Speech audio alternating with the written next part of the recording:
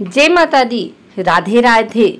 आइए सुनते हैं गुप्त नवरात्रि के दूसरे दिन माँ तारा की यह कथा। आषाढ़ मास में पढ़ने वाली गुप्त नवरात्रि के दूसरे दिन माँ तारा की पूजा करने का नियम है। माँ तारा जीवन में आने वाली सभी विपत्तियों, आकर्षण और संकटों से छुटकारा दिलाती हैं। माँ तारा की साधना पूर्ण रूप से अघोरी साधना होती है। माँ तारा की साधना करने से मनुष्य को लौकिक सुख के साथ साथ शांति और समृद्धि भी प्राप्त होती है। देवी तारा अपने सभी भक्तों और उपासकों की सभी मनोकामनाओं को पूरा करती हैं। इसके अलावा माँ तारा धन से जुड़ी समस्याओं को भी दूर करती हैं। साथ ही वो मुक्ति प्रदान करने वाली देवी हैं। बौद्ध धर्म में भी माँ तारा की उपासना को बहुत महत्वपूर्ण माना गया है।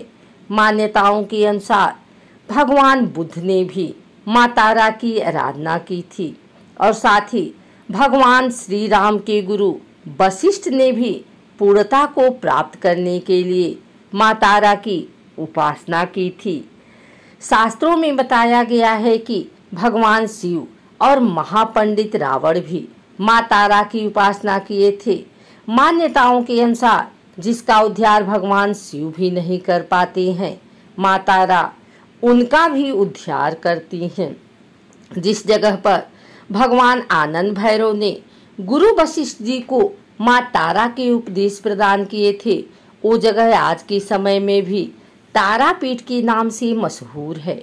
माँ तारा की साधना एक विशेष प्रकार से की जाती है जिसमें कोई विशेष नियम नहीं होता है, परंतु अगर कोई मनुष्य पूरी श्रद्धा के साथ माँ तारा की पूजा करता है तो वो भक्त की पुकार जरूर सुनती है। माँ तारा की साधना करने से धन संबंधी सभी समस्या दूर होती है और साथ ही दिव्य सिद्धियां भी प्राप्त होती हैं। शास्त्रों में माँ तारा को 10 महाविद्याओं की दूसरी विद्या बताया गया है। ऐसा माना जाता है कि माँ तारा का स्वरूप माँ काली के समान होता है। अगर कोई व्यक्ति तांत्रिक शक्तियाँ प्राप्त करना चाहता है तो उसे माँ तारा की विशेष साधना करनी चाहिए।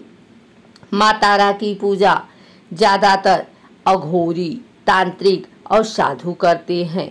माँ तारा के 3 स्वरूप हैं।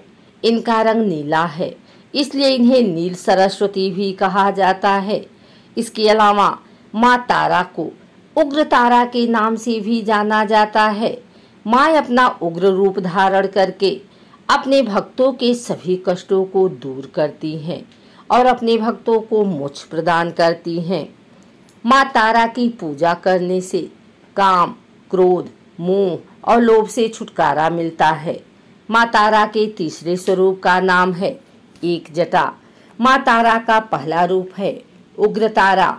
ये अपने भयानक और उग्र ऊर्जा की वजह से विश्व में विख्यात हैं। माँ उग्र तारा के अंदर समस्त तामसिक गुण मौजूद हैं और ये अपने भक्त की कठिन से कठिन परिस्थिति में भी सहायता करती हैं। उग्र तारा किसी भी प्रकार के संकटों का नाश करती हैं और साथ ही बुद्धि, बल, विवेक को जागृत करके अपने भक्तों को विनाशकारी परिस्थितियों में भी पथ प्रदर्शन करती हैं और उनकी सहायता करती हैं। माँ तारा के स्वरूप में पूरे ब्रह्मांड का ज्ञान समाहित है।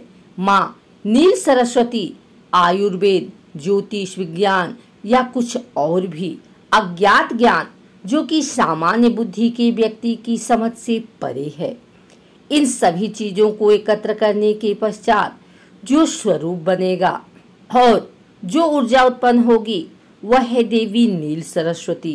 देवी नील सरस्वती राजसिक गुणों से संपन्न है। नील सरस्वती अपने ज्ञान और ऊर्जा से ज्वलंत शव को भी शिव का रूप देने में सक्षम है। एक जटा माँ तारा का तीसरा स्वरूप है। एक जटा देवी एक जटा मोक्ष प्रदान करने वाली देवी हैं। माँ का यह स्वरूप सत्वगुणी है। देवी एक जटा शिव को अपनी जटाओं में धारण करके उन्हें मोक्ष प्रदान करने वाली देवी हैं। देवी एक जटा अपने सभी भक्तों को मृत्यु के पश्चात अपनी जटा में स्थान देती हैं और साथ ही मोक्ष प्रदान करती हैं। माँ तारा की पूजा हमेशा रात्रि के समय ही की जाती है, इसलिए अगर आप माँ तारा की पूजा कर रहे हैं तो इसे हमेशा अर्धरात्रि में ही करें। माँ तारा की पूजा हमेशा एकांत कक्ष में ही करें, जहां आपके अलावा और कोई उपस्थित न हो। माँ तारा की पूजा करने से पहले स्नान करें। इसके पश्चात एक सफेद रंग की धोती धारण करें। माँ तारा की पूजा में कभी भी सिले हुए वस्त्र नहीं पहनने चाहिए। अब पश्चिम दिशा की ओर मुख करके बैठ जाएं। अब अपने समक्ष एक चौकी रखें और उस पर गंगा जल छिड़क कर उसे शुद्ध कर लें। चौकी पर गुलाबी रंग का कपड़ा बिछाएं। अब एक प्लेट में गुलाब के फूल रखें। चौकी पर तारा यंत्र की स्थापना करें। इस यंत्र के चारों तरफ चावल की 4 ढेरियां रखें। चावल की चारों ढेरियों पर एक एक लौंग रखें। इसके पश्चात तारा यंत्र के सामने घी का दीपक प्रज्वलित करें। दीपक जलाने के पश्चात विधिवत माँ तारा के मंत्रों का जाप करें। मंत्र जाप करने के पश्चात श्रद्धा पूर्वक माँ तारा की कथा सुने। माँ तारा की कथा सुनने के बाद माँ तारा की आरती उतारें। पूजा करने के पश्चात पूजा में इस्तेमाल की गई सभी सामग्री को किसी बहती हुई नदी में प्रवाहित कर दें।